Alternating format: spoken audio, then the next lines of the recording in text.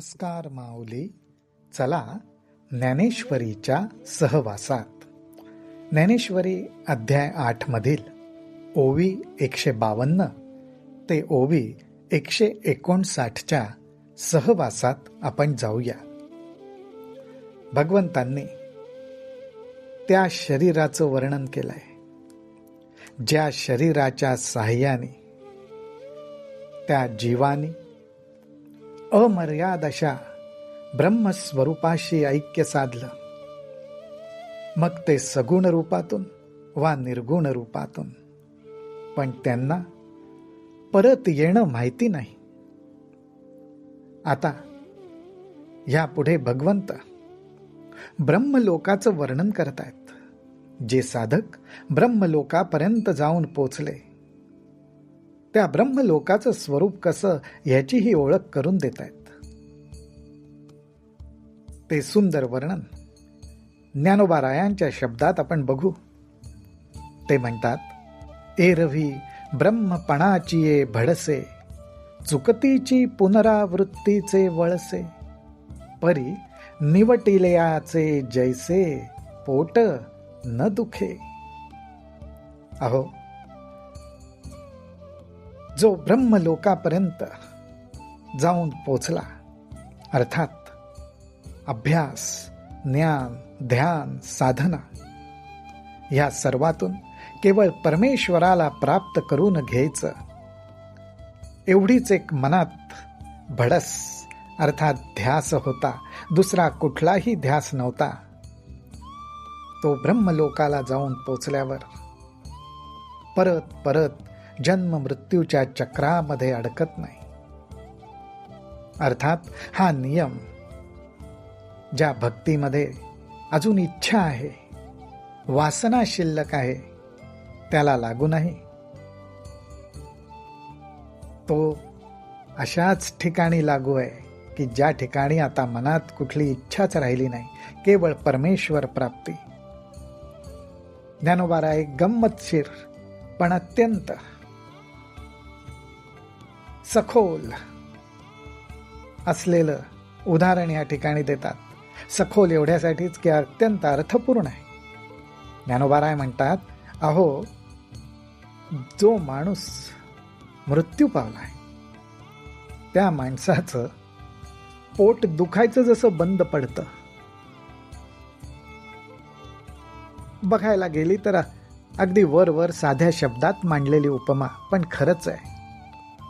अहो, पोट दुखणं हे जिवंतपणाचं लक्षण आहे, जिवंत असण्याचं लक्षण आहे. पण ज्याची जीवन ज्योतीच मालवली गेली, ज्याच्या देहाचा अंत झाला, त्याला पोटदुखी कशी समजणार? त्याचप्रमाणे जो जन्म मृत्यूच्या चक्रातून सुटला, त्याला जन्म मृत्यूचं दुःख कसं समजणार? त्याच्या ठिकाणी ते शिल्लकच राहत नाही. ना तरी चेलिया नंतरे न बुडीजे, स्वप्नींचे नि महापुरे, तेवी माते पावले ते संसारे लिंपतीची ना. अहो, जो जीव अज्ञानरूपी गाढ निद्रेत आहे, त्या निद्रेमध्ये त्याला स्वप्न पडतं. त्या स्वप्नात महापूर येतो. त्या महापुरात तो बुडून जातो, गटांगळ्या खातो, वाहत कुठे जातो त्यालाच कळत नाही. परंतु हे सगळं झोपेत घडतंय. पण तोच त्या अज्ञानरूपी रात्रीतून जागा व्हावा, ना तरी चेलिया नंतरे, तो जागा व्हावा. मग बुडणं काय, गटांगळ्या खाणं काय? अहो, कधी पूर आलाच नव्हता. ते केवळ अज्ञानामुळे घडलं. त्याप्रमाणे तेवी माते पावले ते संसारे लिंपतीची ना. त्याचप्रमाणे जे आपल्या आराध्य देवतेला येऊन मिळाले, ते संसाराने लिप्त होत नाहीत. संसारातल्या सुखदुःखांचा, जन्म मृत्यूचा, भय, राग, द्वेष, चिंता, काळजी ह्याचा लेपच त्यांना लागत नाही. आराध्य देवतेला जाऊन मिळणं, त्याच्याशी एकरूप होणं हेच आपल्या साधनेचं, उपासनेचं ध्येय राहिला पाहिजे. एरवी जगदाकाराचे सिरे, जे चिरस्थायी यांचे धुरे, ब्रह्म भुवन गा चवरे लोकाचळाचे. ज्ञानोबाराय म्हणतात, अहो एरवी बघता हा जो जगदाकार आहे, अर्थात ही जी सृष्टी आहे, त्याचं सिर, त्याचा माथा म्हणून ज्याचं वर्णन करता येईल, जे चिरस्थायी यांचे धुरे, त्याचबरोबर जे चिरस्थायी आहे, अनंत काळपर्यंत राहणार आहे, नाश पावणार जे नाही, असं ब्रह्मभुवन गा चवरे लोकाचळाचे. असं जे ब्रह्मभुवन गा चवरे, ते ब्रह्मभुवन कसं आहे तर अत्यंत उच्च असं स्थान आहे. ह्या त्रैलोक्याचे शिखर आहे. असं हे ब्रह्मभुवन, असा हा ब्रह्मलोक. जिये गावींचा पहारू दिवो वेरी, एका अमरेंद्राचे आयुष्य न धरी, विळोनी पाती उठी एकी सरी 14 जणांची. या ब्रह्मभुवनाचं वर्णन करतात आणि म्हणतात, अहो या ब्रह्मभुवनाचा जो एक दिवस, तो दिवस कसा, जिये गावींचा पहारू दिवो वेरे. पहारू म्हणजे एक प्रहर, ज्या गावचा म्हणजेच ब्रह्मभुवनाचा दिवसातला एक प्रहर एका अमरेंद्राचे आयुष्य न धरी. एका दिवसात 8 प्रहर, त्या 8 प्रहरांमधला एक प्रहर एवढं सुद्धा जो देवांचा देव इंद्र, त्याचं आयुष्य नसतं. विळोनी पाती उठी एकी सरी 14 जणांची. असा ब्रह्मभुवनामधला जो दिवस, त्या दिवसामधले 8 प्रहर, त्या 8 प्रहरामधला जो एक प्रहर घेतला तर तेवढं सुद्धा देवादिदेव इंद्राचं आयुष्य नसतं. अशा त्या एका दिवसात 14 जणांचे 14 इंद्र प्रगट होतात आणि नाहीसे होतात. असा एक दिवस ब्रह्मभुवनामधला असतो. त्या ब्रह्मभुवनाला हा साधक प्राप्त होतो. जई चौकडिया सहस्त्र जाये, तै ठाये ठावो विळूची होये, आणि तैसेंची सहस्त्रे वरिये पाहे रात्री जेथ. भगवंत म्हणतात, अहो चौकडिया, चौकडिया म्हणजे 4 युग, त्रेतायुग, कृतयुग, त्रेतायुग, द्वापारयुग, कलियुग.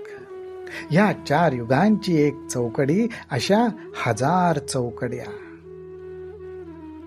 सहस्त्र जाये, अशा 1000 चौकड्या जातात आणि येतात. तेव्हा ब्रह्मदेवाचा एक दिवस होतो. एका दिवसात 1000 चौकड्या, एका रात्रीत 1000 चौकड्या. असं ब्रह्मभुवनातलं, ब्रह्मलोकातल्या दिवसाचं आणि रात्रीचं वर्णन करता येईल. येवढे अहोरात्र जेथींचे, तेणे न लोटती जे भाग्याचे, देखती ते स्वर्गींचे चिरंजीव. भगवंत म्हणतात, अहो एवढे मोठे दिवस आहेत, एवढ्या मोठ्या रात्री आहेत.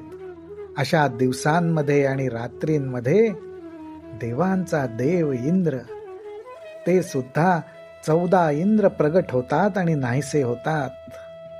परंतु जे प्रगट आणि नाहीसे होत नाहीत तर अखंड राहतात. त्यांना मृत्यू माहितीच नाही, जन्म माहितीच नाही. असे जे भाग्याचे पुरुष, त्यांना ह्या ब्रह्मलोकातल्या दिवसाचं आणि रात्रीचं दर्शन होतं. त्यांना स्वर्गातलं चिरंजीव म्हटलं पाहिजे. येरान सुरगणांची नवाई विशेष सांगावी येथ काही. मुदला इंद्राची दशा पाही जे दिहाचे 14. अहो, इंद्राची काय अवस्था आहे ते तुम्हाला सांगितलं. 14 इंद्र प्रगट होतात आणि जातात, मग इतर देवांचं काय सांगावं. इतर देवांचं वर्णन करणंच नको. त्या देवांचा देव 14 वेळा येतो आणि जातो. परी ब्रह्मया चियाही 8 प्रहरांते.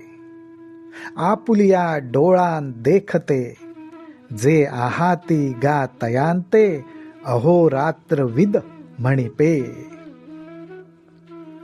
भगवंत म्हणतात, परंतु ह्या ब्रह्मलोकातल्या 8 प्रहराला म्हणजे संपूर्ण दिवसाला आणि रात्रीला आपुलिया डोळा देखते, आपल्या डोळ्यांनी जे बघतात, अर्थात त्याचा अखंड अनुभव घेत असतात. माऊली हो, अर्थात ब्रह्मलोक म्हणजे ज्यांना ब्रह्माची प्राप्ती झाली, जे ब्रह्मस्वरूप झाले, जे अखंड अहोरात्र ब्रह्माचाच अनुभव घेतात, ब्रह्मालाच बघतात. भगवंत म्हणतात, अहोरात्र विद म्हणिपे. जे आहाती गा तयांते अहोरात्र विद म्हणिपे. असे जे अखंड ब्रह्मस्वरूप होऊन ब्रह्माचाच आनंद घेत राहतात, अहोरात्र ब्रह्म जाणतात, त्यांना अहोरात्र विद म्हणिपे. आम्ही त्यांना अहोरात्र जाणणारे असं म्हणतो. असं हे वर्णन भगवंतांनी ह्या ठिकाणी केलेलं आहे. रामकृष्ण हरी, रामकृष्ण हरी, रामकृष्ण हरी.